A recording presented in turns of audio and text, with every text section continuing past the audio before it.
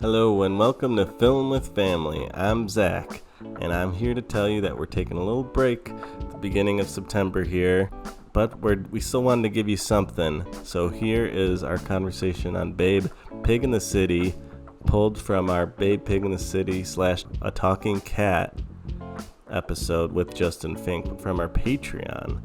So we thought we'd give you folks on the main feed a taste of what the Patreon's like if you haven't subscribed. Also, we'll be returning with a new episode on the main feed on September 25th. It'll be on Seabiscuit, and we'll also be talking about a documentary called Harry and the Snowman. So if you want to prepare for that, you can watch those films. 2 horse films, kind of a bonus episode for a little animal series that we've been doing over on the Patreon. By the way, a link to join our Patreon is in the description. It's $1.99 a month. You get a bonus episode every month. Great deal. Without further ado, here is our conversation on Babe, Pig in the City. I've always called it Babe 2, but actually it's just Babe, Pig in the City. Yeah. That's colon. Right. That's right. Yeah, Babe, colon, respect the colon, Pig in the City. Yeah. That's my first note. It's not Babe 2. In quotes. Pig in the City is much better than Babe 2. It's a great title. Yeah. And it's accurate. He really is in the city.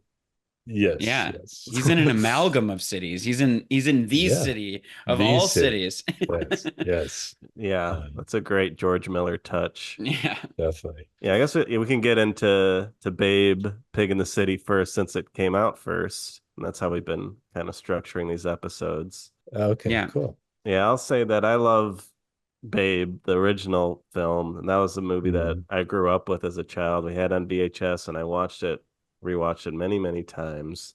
So, Yeah. And I rewatched it again last night for this podcast and it still holds up, I say. 5-star masterpiece. James Cromwell's incredible combination of puppetry and animatronics and CGI to and live action animals. It's pretty seamless. It looks really cool. Well, I mean, some of the puppets some look of the sheep are looking yeah. a little uncanny valley. Yeah, and the puppet version of Babe is sometimes a little jarring, but I still admire the practicality of it. It's a cool vibe. Yeah, Babe 2. I don't think we had on VHS. I feel like it's just a movie you'd rent sometimes, but yeah, I definitely did not like it very much as a kid. I think it was just a little too dark, and I didn't like the city. I wanted to be back on the farm. But yeah, I revisited this movie in quarantine during COVID. It's kind of deep quarantine. I watched it with my friends remotely. We kind of timed it all right, we're gonna start this movie this time, and we're on a group chat together. And it was such a fun experience. We were all cracking each other up, sending each other voice memos of the different line readings, and we were just having a blast doing it. And it was just a real bright spot of my quarantine experience. And ever since then, I've had very fond feelings for Babe, Pig in the City. It's it works better for me as an adult than as a kid. So Yeah. And it's just a lot of wild things that I didn't pick up on when I was a kid either. The humor and the lines feel more targeted at an adult audience. So I wanted to revisit it for that reason. Justin, have you ever seen the original Babe? I have, yeah. I saw that a few times, like Zach, as a kid and as an adult. And I found that, both times found that to be delightful.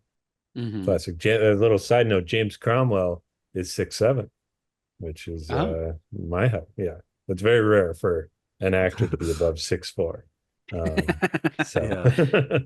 It's a good look. Also, Cromwell is a huge PETA guy. Yes, that's right. Yeah. Big animal lover. It's very apparent in these films. Yes. But yeah, I rewatched Babe this weekend. Very cute movie, obviously. Was it a childhood classic for you? I remember seeing it, I think, in the theater with my mom. And I remember my mom absolutely loving when he sings Jingle Bells. He's like, la, yeah. la, la. Yeah, that is a very random moment. La la la la la la la la la la la. And that's a live action part too. The pig's just Yeah. like jawing his mouth really emphatically, and they just make him sing. It's really funny. How do you feel about Pig in the City? Well, this was my first time watching it, actually. Oh wow. I'd never seen it. Probably should have. Yeah, I mean it's directed by George Miller, the director of Mad Max Fury Road. So I mean, I think that's kind of an interesting detail in all this. And he actually Yes. he was a writer on the original Babe and produced Babe. So he's got his fingers in both Babe movies, but this one he fully directs, and I feel like his zaniness comes across. Wouldn't you agree? I very much agree. Yeah, his prints are all over this movie. There were so many moments where I was actually like getting Fury Road vibes, and like just like the way that he does these camera push-ins on everybody, and like there's sort of moments where the film is being sped up or he's doing kind of those frame rate tricks. There are some fun chase scenes that feel sort of Fury Road where there's like chains and just like industrial looking stuff, or like the dog with the wheelchair dog. Lilac. It all sort of feels very Miller. Oh, did you notice that the end of Babe Pig in the City and the end of Fury Road center around like a water source being reactivated? Oh, remember shit. At the end of Fury Road, it's just like the water is yeah. being returned to the people. God Just a damn. celebration. Yeah. So there's something about that. So I That's actually amazing. I found a lot of parallels between Babe Pig in the City and Mad Max. Yeah. To me, this Yeah. film is incredibly dystopian. Its depiction of humanity is grim. Its depiction of The city. of the city of there's really hardly any sympathetic characters. I mean, there's characters that you really feel for, but there's everyone is suffering. Like I feel like we're in like Sodom, you know. And then here comes this little pig, and he becomes like this visage of hope, you know, in the flames of you know what has become of the cruelty of, you know, Of industrialized civilization. Yeah. yeah. And I feel like that is like one comment that George Miller is like kind of making is that because these animals are I can't say that word, Anthropomorphized. Yeah. And therefore they're miserable. Yes. That real animals are much better at adapting to hardship. You know, they're much more stoic. I don't know. I felt this movie way too much. Like it's just like from the beginning, I was like, this is heavy. What was it that was triggering you? Because I mean, I did not have that experience at all. I mean, I definitely felt like it's a lot more perilous than the first one. Yeah. But that just felt like fun to me. There's that one moment where there's all the stray dogs like begging Babe to like help him. And they're like, all the impoverished people. Yeah, totally. And the poodle is definitely a hooker, right? Yeah. I'm pretty sure. Yeah, the pink poodle is a prostitute for sure. Yeah. And she leaves that guard dog at the end. Leaves them with the kids. Yeah. So that moment at the very end when they're like and he was left alone with the kids, and then he's like you know, come on, you got to bark tough, and all the little doggies are like, do we have to, Dad? That moment was the only moment in the whole movie that I smiled. Was it because of their little pink hairdos? I think so. It was just like really cute, you know. So for me, there was something about the movie where I did not feel like it was safe to smile. Like Wow. Really? I wrote down in my notes, this is the most joyless movie I've ever seen about talking animals. Seriously? Oh That's my just how it God. felt You gotta to me. see- Like you gotta see Plague Dogs, man. Like Yeah. from the beginning, I just felt like I am in, you know, a depressing world that I don't want to be in. the well accident is pretty intense. Yes. That felt very Miller.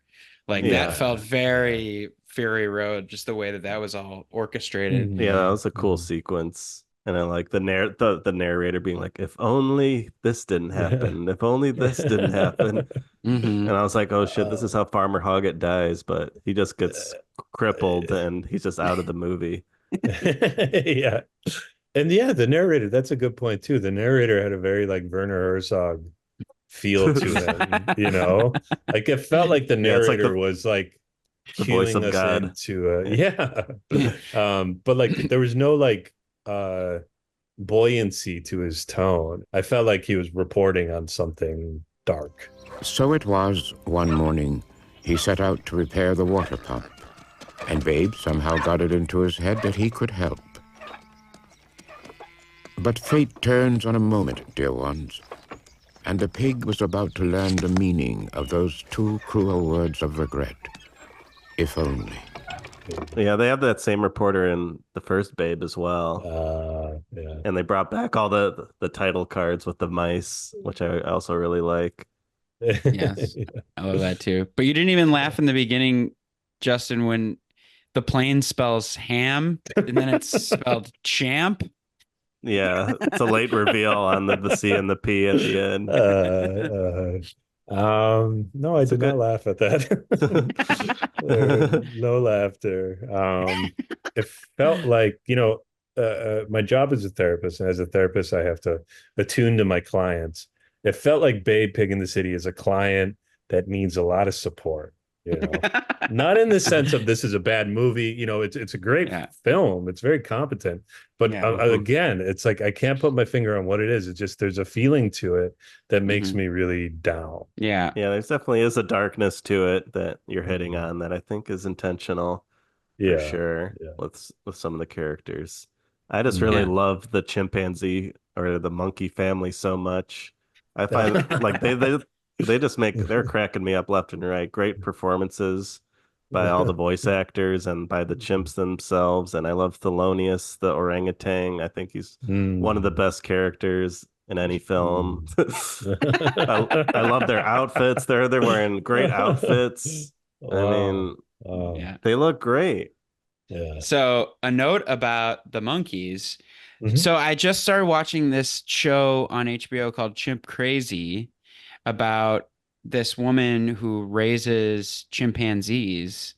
And one of their most famous monkeys is this monkey named Tonka, who did a bunch of Hollywood stuff.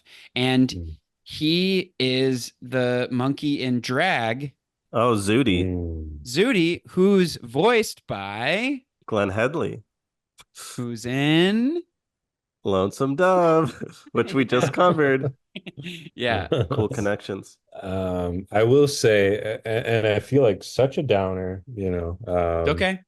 Austin knows me. I'm not normally a Debbie Downer, but the chimps really made me uncomfortable. I really felt, and I don't know if that movie Nope kind of changed my feelings on just like chimp exploitation, Yes. But I really had this feeling of like get these outfits off of those things and let them roam free, like I really and they look good in the wig. There was something too about the chimp in the wig that really made me uncomfortable. That's Tonka. It's Tonka. It was a very disquieting feeling of well, Bob, the husband monkey is also in a wig. He's kind of got like a Kramer hairstyle and the wife beater. I love Bob. Yeah. And he's voiced by Stephen Wright. Stephen Wright, yeah. He's a funny comedian. He's got a great lethargic voice. Yeah. A morose character for him, though. Like it fit with his tone, but Stephen Wright, you're expecting, one-liners or fun puns, and there's none of that. He was just a depressed man about to be burdened with more kids. Well, he does have that one pun. It's like, it's all illusory. It's ill and it's for losers. Ah, that's right. That's good. He has another line I like when Thelonious catches him talking to Babe for the first time. And Bob says, "We're in negotiation with this naked pink individual." That's good. Just the different ways they describe Babe as like a weird pink thing. I always cracked me up. Yeah. I mean, if you don't have fun with the monkeys, then it's gonna be tough. I think the monkeys for me bring a lot of the energy for it. I think the first time I saw it, I think I was more enchanted by everything. Yeah, I do think it plays better like with friends or something, and like you kind of like laugh at the ridiculousness together. Maybe it's a little more Yeah. sobering watching it by yourself. I don't know if that's how you watched it, but Yeah, I was alone. yeah. All alone in this cruel world. Aren't we all? Yeah, there isn't much on the production of this movie on Wikipedia, unfortunately, which is my top research source. And they do list all the different landmarks that they show off in this amalgamated city. Yeah, let's talk a little bit about the city that he actually goes to and how he gets Mhm. there. So the farm is being seized by the bank or something like that, Mm. right? Yeah, they need to make some money or else they'll lose the farm basically because yeah, since Farmer Hog gets out of commission, then it's just things are not going well. Right. So Mrs. Hoggett enrolls our pig, Babe, in some sort of a contest. Sheep herding contest because that's what he's so good at, as we Right. saw in the first film. He Yes. famously won the contest at the end of that film. So he Right. has a knack for sheep herding. So they're like, well, maybe we can make some money doing that. So she takes him on a plane. I love when he's like in the well of the plane, like singing the jingle bells again. Mhm. That didn't give you a laugh. I guess it was a little it was a little dark of him like being in this undercarriage, like in a cage, singing jingle bells. But yeah, they missed their connecting flight because they get in some bullshit with like getting suspected of having drugs at the airport, Oh yeah. like the Yeah. drug sniffing Because of that dog. narc ass dog. Yeah, Yeah, that dog totally fucked him over. It was Yeah. like, here, watch the- this. Yeah. yeah, fuck the police. Including their canines. Yeah. Well, there's definitely some comments on the police state in this movie in that moment. And then there's that scene too where they're like out in the crowd and she's looking for him and she's going, pig, pig. And the cops are like, what'd you say? You know, and, Yeah. and then the motorcycle gang's like, you talking to me? And then it's like a big out brawl. Yeah, so yeah, Farmer or Mrs. Hoggett goes to jail and she's in prison for a good chunk of the movie. But before that happens, they stumble across a pig man at the airport Yes. who lets them know about an animal hotel that they could check into. Right. Yeah. Yeah, and he's got a really weird upturned nose. Like, Yeah. it's a little that is a little horrifying. That's a little scary. It was it's- scary. Yeah. But it made me laugh. It's funny. Pigman? It reminds me of that Twilight Zone episode, The Eye of the Beholder, when she takes her bandages off and everybody looks like pigs. Yes. Yeah, and they do another callback to that one. The judge who lets her off on trial is Yeah. also a pig man and has some Yeah. sympathies towards people that have pigs as pets, I guess. Yeah. It's like, I get it. I know what it's like to have a nose like that. You're good. But yeah, they go into the city, they check into this crazy animal hotel. And that's pretty much where the rest of the movie takes place, is at the hotel. And we've been alluding to it, but the city is literally made up of like every major landmark of every city. It's like you got the Sears Tower right in the center, like the Sydney Hollywood. Opera House, Hollywood, Statue of Liberty. the Statue of Liberty's there. It's everything. So here's what's like dark about this movie is So this is what's bad about that. Yeah. So I see you guys have smiles on your faces. Hold on a second. You think this is fun, but it's not. Yeah. So in doing that, George Miller is clearly saying this is every city. This is Mhm. like Yeah. when a bunch of people get together and try to create civilization, this is what you expect. And then look at Mhm. how all the humans behave throughout the movie in the Mhm. city. You know, that to me is like, oh man, I got that sense of like, I don't think he likes people very much. Well, maybe there's some sympathy for like the lady who runs this hotel, Flume. Right. I don't know. Maybe, right. I feel like she's not so bad, and like her No, uncle, she's- played by Mickey Rooney, who's this clown, Fugly Flume. I feel like he's a sympathetic Right. character. Well, he kidnaps Babe. Yeah. Remember? He puts Babe in a trunk.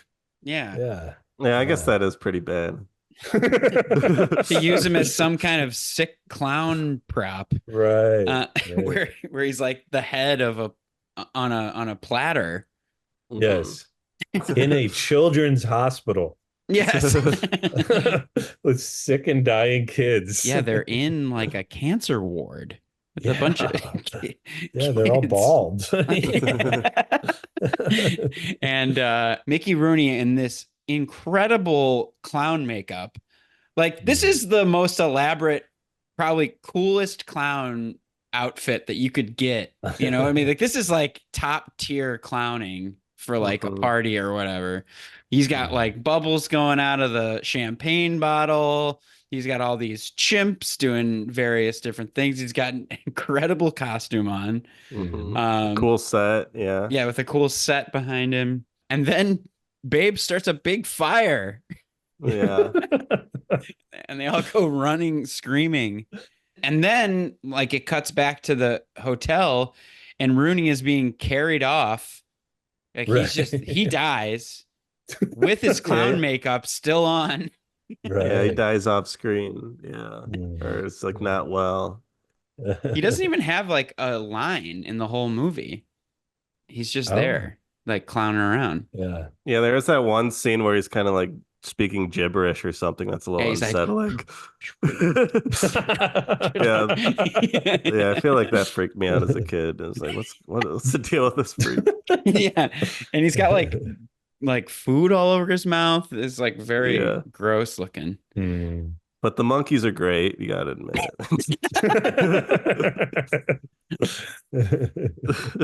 I'm pretty sure that Thelonious monkey is Dunstan of Dunstan Checks In.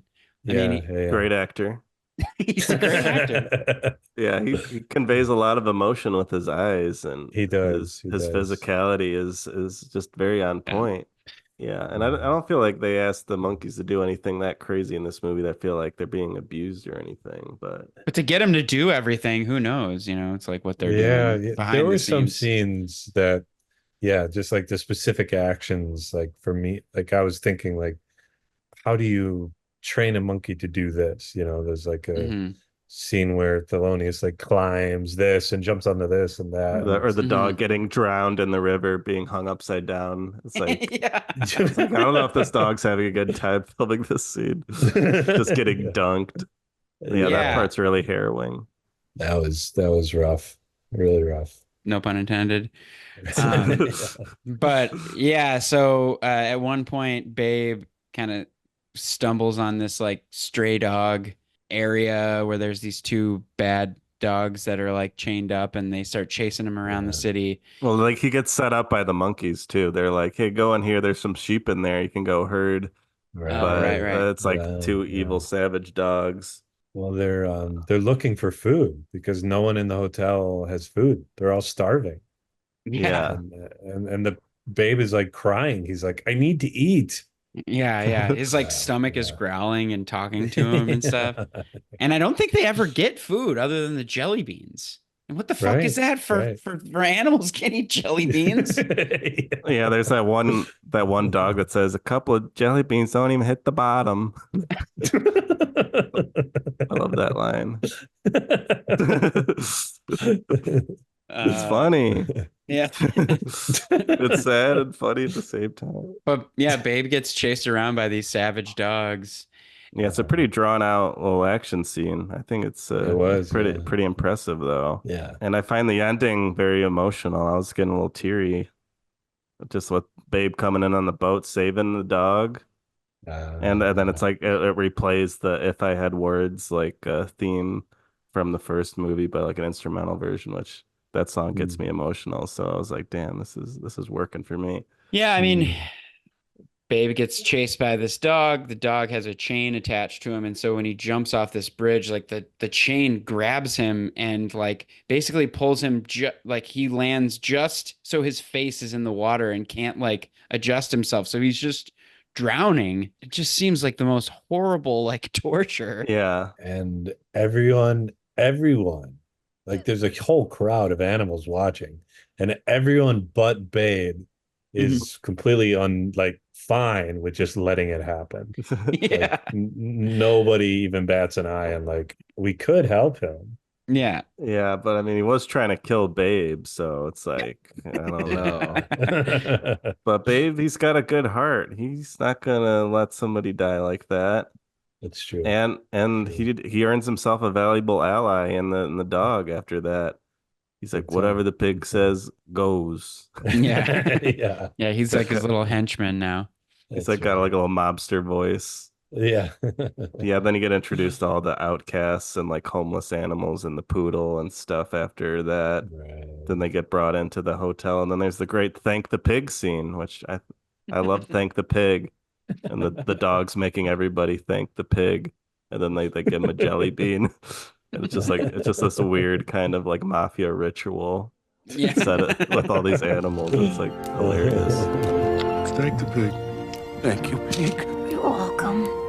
Thank you, pig. You're welcome. Thank the pig. Thank you, little thingy. You're welcome. Yeah, they're all lined up to get their jelly bean and thank the pig. But how about those freaky baby monkeys? Those Oh, things yeah. look weird as hell. Yeah. Yeah, shortly after the thank the pig scene there, Zudi gives birth, very much like in Lonesome Dove. Yeah, true. It's kind of reprising a similar role there. Yeah. But yeah, there's like two animatronic creepy baby monkeys there. And then directly after that, like animal control shows up, and that's like another harrowing, like Oh feels like my a 20-minute God. scene of just different animals It's so- getting so grabbed and long, nutted, and yeah.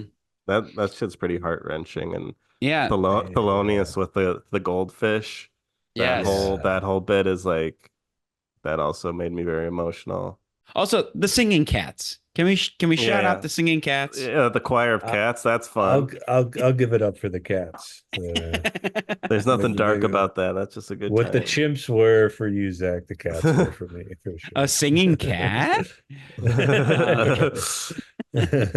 So we instantly fall in love with the goldfish, and then not 5 minutes later, it is on the ground, Yeah, it's bowl crashed on the Yeah. ground. flopping around, about to die.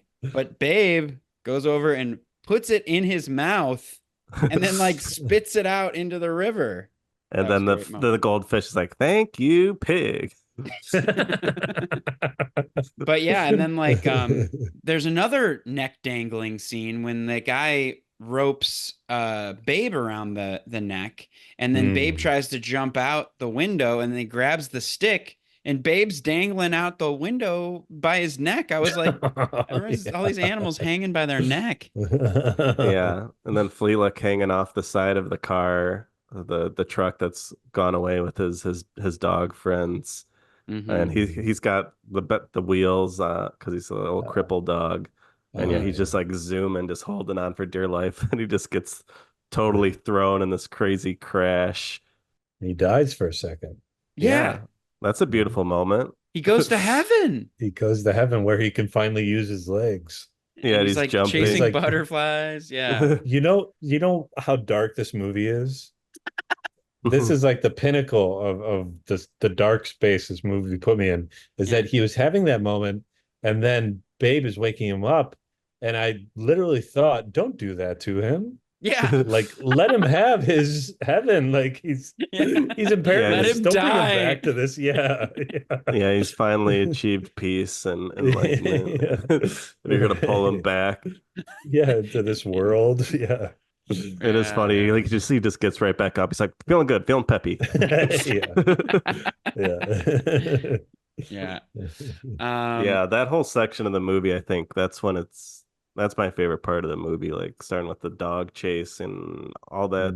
It's like really emotional and intense, but I think it's incredible filmmaking. And just seeing all those animals in that huge hotel, it's like Mhm. it seems so difficult to film that. Like it feels like they really got all those animals in that space. And Yeah. it's kind of incredible. The movie kind of winds down with a big set piece where Mrs. Hoggett is determined to get her pig back, and all the animals are at like a big fancy party for some reason. I forget how they all got there. I think it's like attached to the building they escaped from. Well, no, because they all got they all got captured. They got Yeah, no. They got captured, and then they got put in like cages, right? Mm-hmm. And Yeah. then Babe came and was like, "Follow me." And then Oh, they get right. in an elevator, and then now all of a sudden they're in a kitchen. Yeah, and they also walk through like the cancer ward again, and like Thelonious Right. has like a meaningful Yeah. look at one of the kids or something. Yeah. So I don't know, the Right. geography of it's a little confusing, but you know, Yeah. everything's Yeah, mashed up in this city. Yeah, there's a big ballroom attached to the cancer ward. But Mrs. Hoggett gets dressed up in Mickey Rooney's clown costume. Yeah, and they And she looks bike great over. in. Yeah, She's really wearing it. She's rocking that clown suit. It was like made for her. Yeah, the final set piece of her just like kind of like bouncing around this ballroom in the clown outfit. I feel like it goes on maybe a little too long. It's my only note on the film. It's like you could have tightened this bit up a little bit. I was But- cracking up though when they inflate the balloon pants and Yeah. she's just bouncing around. I just thought that was kind of Yeah, fun. it's fun for sure. And then you have another scary moment with this baby monkey on a live wire hanging from the top of the roof, but it just falls right into Thelonious's hands, and everybody's Yeah. okay. And then they're like, "Thank you, Thelonious," and he's like, "Thank the pig." Yeah. Bringing it back to thank the pig because he was a Yeah. little hesitant to thank the pig before. Oh yeah. He thought it was silly, but he has to admit that Babe is kind of special by the end of it. Yeah. I also love that scene because, like, when they're taken by the animal shelter people, they take all the wigs and all the clothes off the monkeys, and so they're just naked chimps and stuff. But like before they had to set off on their escape, Thelonious is slowly getting dressed. He's like, "I gotta get dressed." And he's like, "We gotta fucking go." He's like, "But I'm not dressed." Yeah, that was another kind of dark moment for me. Was he's just so trained to be in these human clothes, like he can't function without going into his like uniform. Yeah. Yeah. I mean, that's a statement in itself, right? Yeah. Forgetting you're an animal, forgetting your connection to nature. Hmm. And this is a little philosophical for you, Justin, is Mhm. when the dog is chasing him, Babe gives up and like turns to his attacker and just says, "Why?" Oh yeah, that's a great yeah. existential kind of moment. Totally. Like why is he so angry? Yeah. Something broke through the terror. Flickerings, fragments of his short life. The random events that delivered him to his moment of annihilation. As terror gave way to exhaustion, Babe turned to his attacker, his eyes filled with one simple question. Why? But then he gets fucking tackled off the bridge. Yeah. Again, it's innocent creatures are starving, children are dying. Weak and feeble beings are being attacked and killed. It's why? Why is the world? That's what Babe is asking in that moment. Like, why is life? But he proves why afterwards because of the compassion. Babe is the great redeemer. It's like a Christ story almost, but his compassion is so, his heart, like Zach said, his heart is so big that he has compassion for even this beast that was about to rip him to shreds. And I do agree that that's the why, right? Because deep down in my belief system, we are here to discover that heart, in the darkness, right? The love and compassion that we all secretly have for each other. Our inner Babe. Our inner Babe. That's right. Yeah. It's a deep movie. I don't think it's great for kids, but I think there's a lot to pull from it watching it as an adult. I will say it has incredible themes. Like I think all the subtext that we're talking on, I don't think it's outlandish at all to suggest that George Miller was trying to make these statements about society and class and warfare and violence and all the horrors of humanity. It's ultimately a message of hope, that you just need to keep your innocence like Babe and follow your heart and do good even if people are being assholes to you. Still care about their rights to safety. But with that said, the whole thing feels like a nightmarish fever dream that I never want to be in again. I'll probably never watch this movie again, even though I feel like it's a great movie. It's not one I want to watch again. I'll just give my final thought on it real quick, which is I had a great time with it. I think it is a great installment in Miller's filmography. And I feel like for anybody who really appreciates his films and maybe hasn't seen this movie in a while, especially with Furiosa just coming out, revisit this one because you can definitely see his style is all over this film. Yeah, this might be my favorite. Might be my favorite Miller film.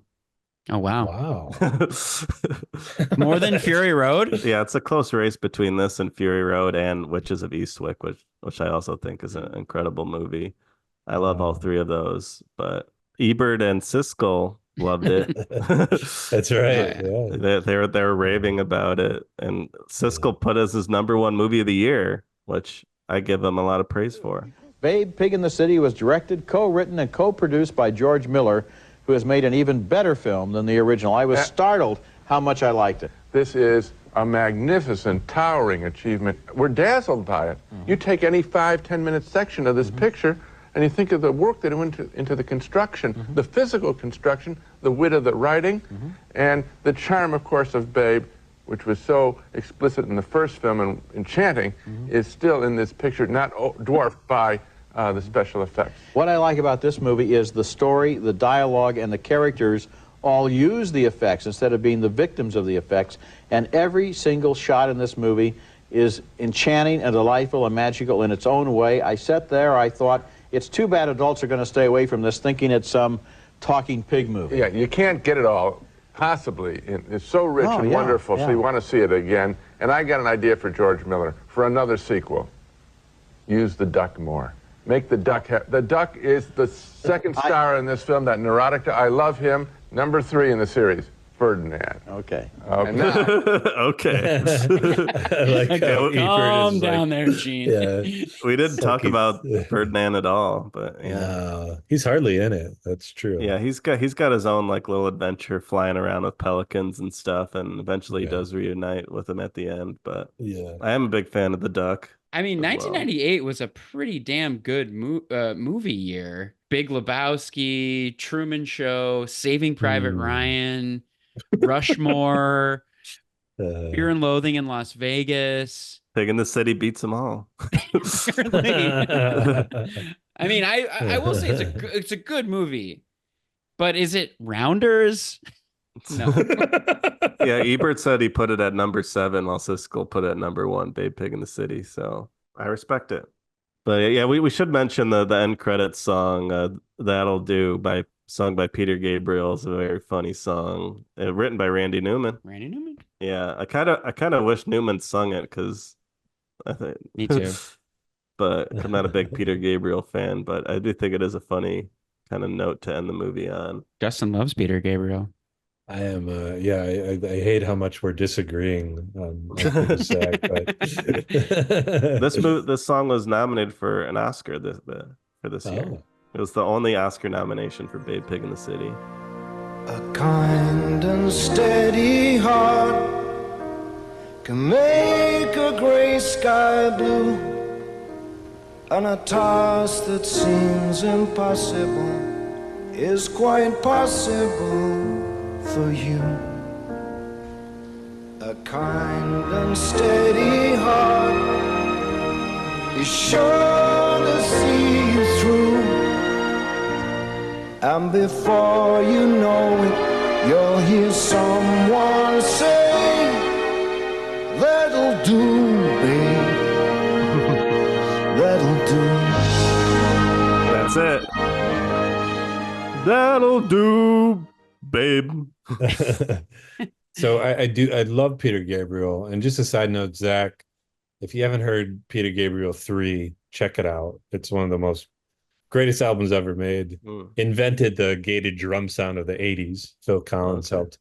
No cymbals are used on a whole album. So, Well, anyways, I'll side check note, that but out. I'll check it out. I haven't heard it. great album. But anyways, so Peter Gabriel is like, as much as I love him, he is like so self-serious, like no bullshit, no silliness whatsoever. So to see him come around and do this, with that same kind of like self-serious, like I am, he's singing it like he's singing about like Eva Peron or like Mother Teresa. Like he's got that like that impactful kind of like, this is really important what I'm talking about.